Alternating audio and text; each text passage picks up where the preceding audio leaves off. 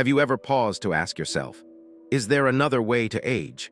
One that doesn't involve a nursing home? For many adults between 60 and 85, just thinking about a nursing home stirs up quiet dread.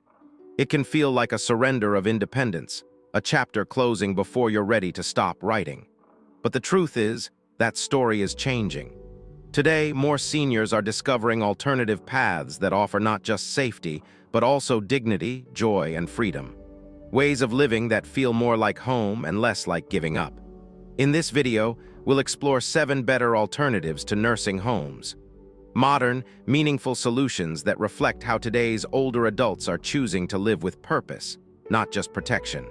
These aren't abstract ideas. They're real-life choices people are embracing right now. And one of them might just be the right fit for you, or someone you love, so stay with us until the end. Because what you're about to hear might completely reframe how you view your future, and put the power of choice back where it belongs, in your hands. Some paths may surprise you, others might feel like common sense, but all of them share one goal: helping you age your way. Option 1, staying in your own home with in-home care. One of the most empowering and underrated choices you can make as you age is choosing to stay right where you are, in the home filled with your memories, habits, and rhythms. And with today's in-home care options, staying put no longer means doing everything alone. It means doing life on your own terms with support that fits you. Contrary to what many assume, in-home care isn't about dependence. It's about enhancing independence. It can look like someone dropping by a few times a week to help with laundry or groceries. Or it can mean daily support with bathing, dressing, or staying on top of medications. The level of care flexes as your needs do. And then there's the emotional power of familiarity, sleeping in your own bed, brewing coffee in your own kitchen, caring for your own plants. These are more than habits. They're anchors for identity. Research shows that seniors who age in place experience fewer mental health declines, stay sharper cognitively, and report higher life satisfaction. Margaret, 78, is proof. Arthritis has slowed her down and she sometimes forgets her pills. But with a home aide who visits 5 days a week, she hasn't lost her spark. She starts her mornings with crossword puzzles, greets the same cardinals at her window, and still meets her neighbor for Sunday coffee. What made the difference wasn't a move, it was staying. With just enough help, Margaret kept the life she loved. And that's the quiet genius of in-home care. It grows with you. You can start small and adjust as life shifts. No institutional walls, no imposed routines, just a personal, respectful approach to aging. For many, this isn't a second-best option. It's the ideal, because staying home doesn't mean standing still. It means moving forward, surrounded by everything that makes you feel like yourself. Option 2, living with family in a supportive arrangement. One of the most meaningful shifts in aging today is the rise of seniors moving in with their adult children, but not in the way old stereotypes suggest. This isn't about giving up your independence or becoming someone's responsibility. It's about crafting a shared life, built on mutual respect and everyday connection. When approached with care and clear expectations, multi-generational living becomes more than just practical. It becomes powerful. It allows older adults to stay involved, present, and valued within the rhythms of a family. You're not on the sidelines, you're part of the team. You might find yourself reading bedtime stories, helping a teen through a tough day, or simply being the steady presence that holds a family together. And the return, you're not just nearby. You're needed, you're part of something bigger than yourself. From a psychological perspective, that sense of being essential, not just present, does wonders. It combats loneliness, reinforces purpose, and reminds you daily that your life still holds meaning for others. Take James, 81. After losing his wife, his daughter offered him the converted loft above their garage. He didn't move in to be cared for. He moved in to continue living with his family. He cooks his own meals, keeps his own schedule, and joins dinner when he chooses. But he's also there for baseball games, laughter at the table, and small, everyday moments that stitch a life together. Of course, it only works when the lines are clear. The best setups respect each person's need for privacy, quiet, and autonomy. You're not a guest or a patient, you're a co-creator of a balanced, shared home. And financially, it's a win-win. Shared living reduces costs, eases burdens, and sometimes even qualifies for tax breaks or caregiving support. But beyond money or convenience, perhaps the greatest benefit is this: the comfort of knowing that when life throws a curveball, you're not facing it alone. Option 3, aging in place with smart home modifications. For many older adults, the idea of aging in place is more than a preference. It's a declaration: I still belong here. And with smart modifications, it's more possible than ever to stay safely, confidently, and joyfully in the home that holds your story. This isn't about clinging to the past or refusing change. It's about embracing the future on your own terms by reshaping your space to serve your evolving needs. Today's seniors are taking action. Installing stair lifts that make upper floors accessible again, non-slip flooring that prevents falls, walk-in tubs that ease pain and reduce risk, and motion sensor lights that eliminate fumbling in the dark. Far from being signs of frailty, these changes are tools of empowerment. They're quiet guardians of your freedom. And then there's the tech: voice assistants that answer questions or call for help, smart doorbells that let you see who's at the door without getting up, medical alert systems that keep loved ones in the loop, automated pill dispensers that make sure nothing gets missed. These tools aren't indulgences. They're lifelines designed for dignity and peace of mind. But beyond function, aging in place protects something deeply human: identity. You're still surrounded by the books you've loved, the pictures on your walls, the familiar scent of your morning coffee. These little anchors remind you who you are and keep the spirit intact in a way no unfamiliar institution ever could. Linda, 79, learned this the hard way. After a fall, she reluctantly remodeled her home. She expected to feel diminished, but instead she felt stronger. Now she showers without fear, moves freely without asking for help, and walks into each day without hesitation. Her home didn't change who she was. It protected who she had always been. When families support this choice, it sends a powerful message: we see you as capable, we'll meet you with respect.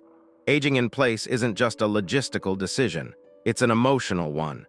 And when done right, it becomes a quiet revolution in how we honor aging, not with confinement but with control. Option 4, multi-generational living with clear boundaries. Multi-generational living is making a quiet comeback, but with a modern twist that changes everything: boundaries. This isn't about the old model where elders moved in and quietly faded into the background as unpaid babysitters or spare hands around the house. Today, it's about shared lives: deliberate, respectful, and balanced. When done well, living across generations can become a beautiful expression of connection. It offers something rare in today's world: daily companionship, mutual care, and the chance to grow together instead of apart. But the secret isn't just love, it's structure. Successful multi-generational homes begin with honest, upfront conversations.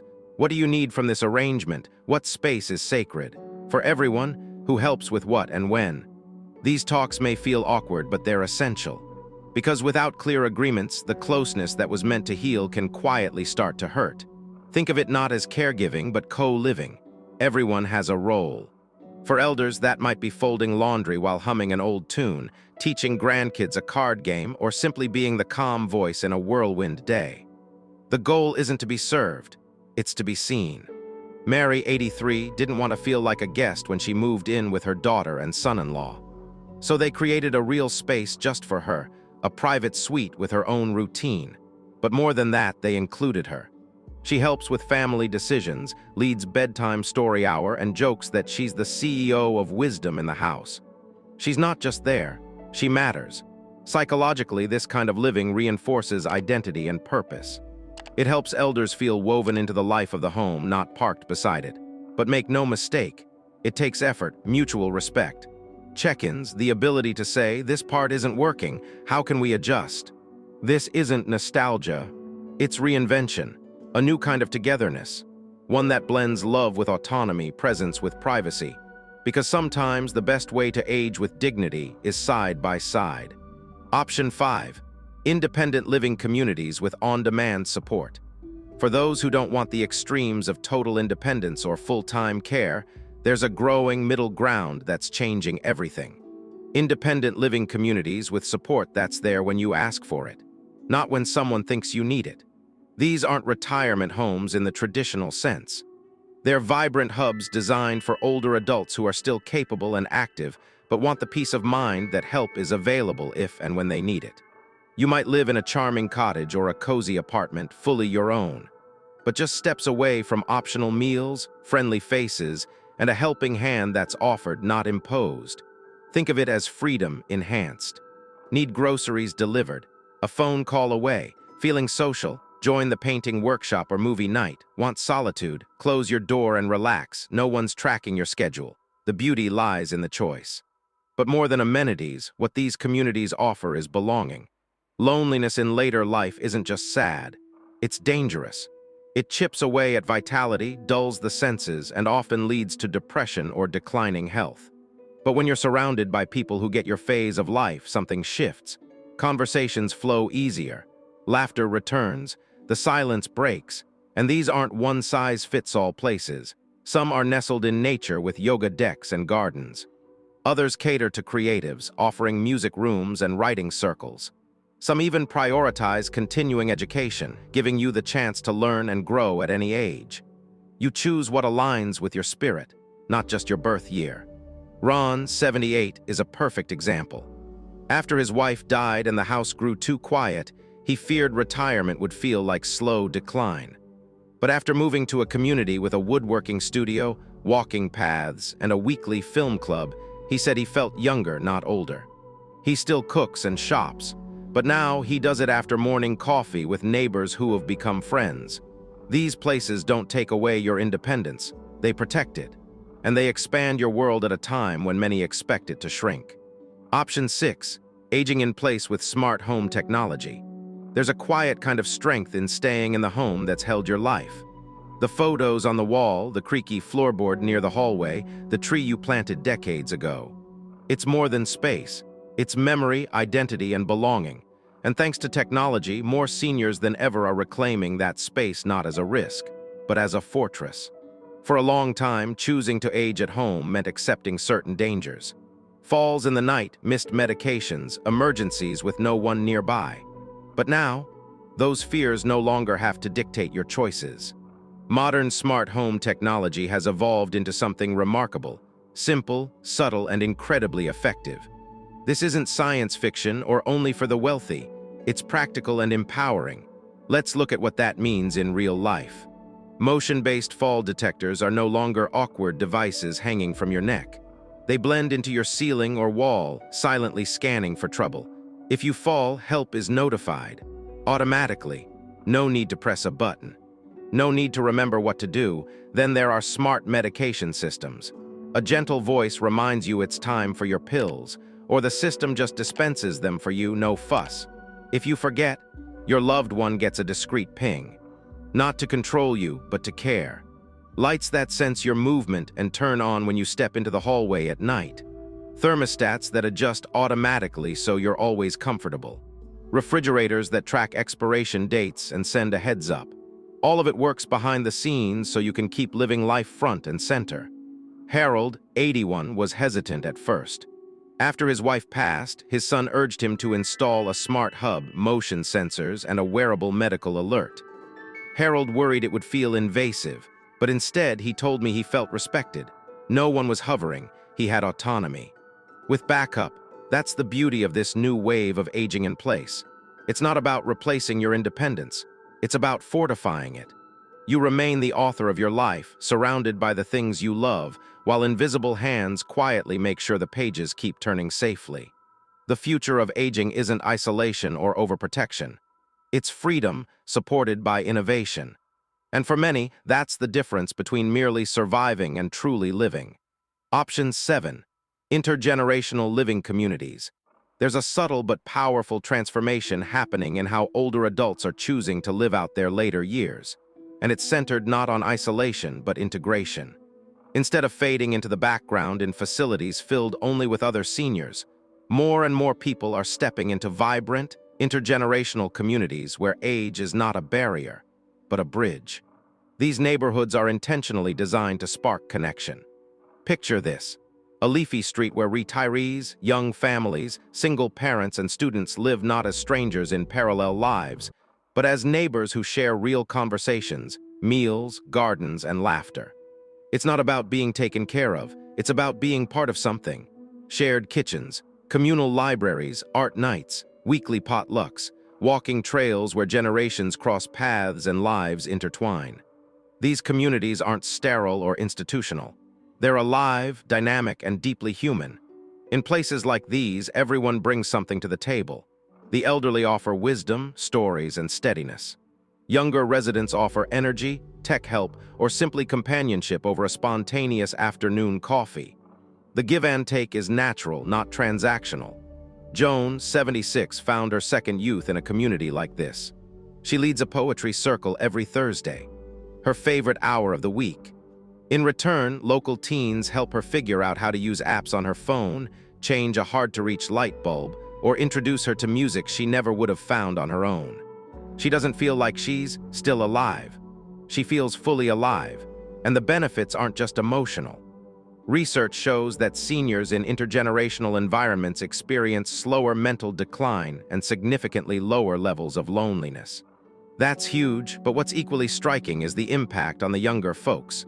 They grow up more empathetic, more present, more aware of the depth of life beyond screens and speed. There are no locked doors here. No, you go here, they go there. Just shared spaces, shared experiences, and mutual respect. It's not utopia. It's what happens when people choose to live with each other, not just near each other. Because in the end, connection isn't optional in aging. It's essential. It feeds the mind, nurtures the heart, and reminds us that we still matter, no matter how old we are. And sometimes, the most healing thing in the world is simply hearing someone laugh at your story across a shared dinner table. Getting older should never mean surrendering your independence or your dignity.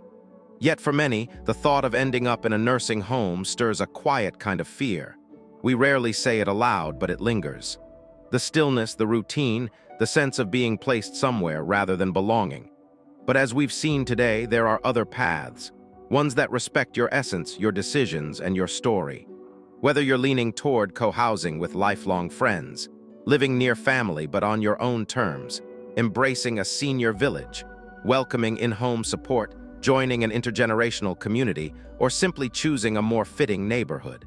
The beauty is in the variety. There's no single answer, but there is a shared hope to stay human, stay connected, and stay in charge. You've earned the right to steer this next chapter with intention. So pause and ask yourself, which of these options resonates with you? Which one makes you exhale a little, imagining the peace it could bring? Because it's not just about adding years. It's about making sure those years still feel like your life. We're so glad you joined us today. We'd truly love to hear your thoughts. What stood out and how it might shape your next steps? Please share in the comments. Your voice fuels what we do. And if this video helped you, consider liking, subscribing, and passing it on. Your support keeps this mission going. Thanks for watching. We'll see you in the next one.